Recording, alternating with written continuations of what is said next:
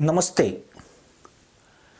अमेरिकी सरकार तहरीक तालिबान पाकिस्तान की हिंसा से निपटने के लिए पाकिस्तान की सैन्य और आर्थिक सहायता करने के मूड में नहीं है।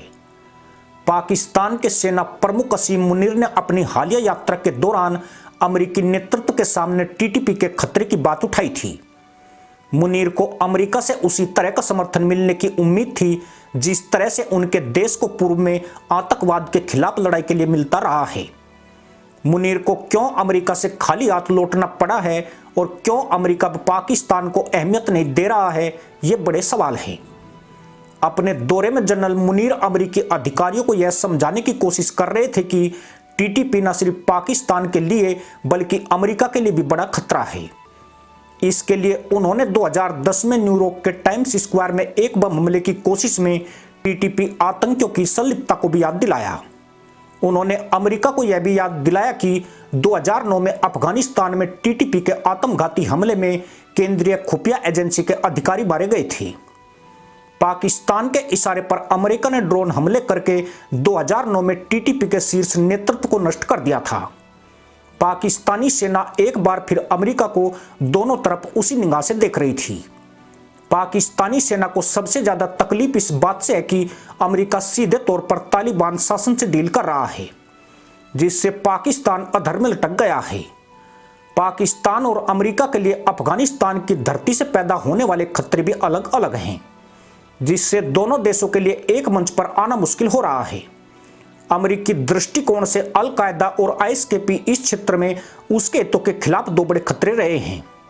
वहीं पाकिस्तान सबसे अहम खतरा टीटीपी को मानता रहा है, जिसकी सुरक्षित पनाह गांव अफगानिस्तान में कहता है। अमेरिका अब टीटीपी को खतरा नहीं मानता है। टीटीपी अपना अंतर्राष्ट्रीय एजेंडा नहीं होने का ऐलान कर चुका है और वह केवल पाकिस्तानी सुरक्षा बलों को निशाना बना रहा है।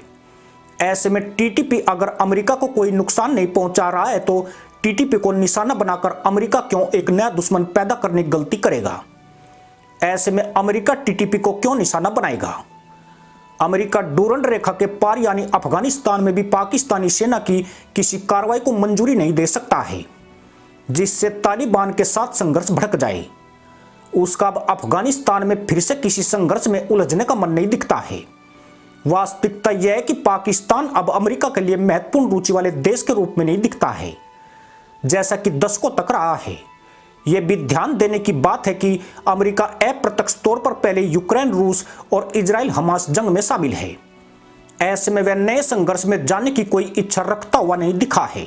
अमेरिका और चीन के बीच चल रही भूरणनीतिक प्रतिस्पर्धा में भी पाकिस्तान फंसा है। अमेरिका चाहता था कि पाकिस्तान अपनी धरती पर चीनी उपस्थिति को सीमित करे।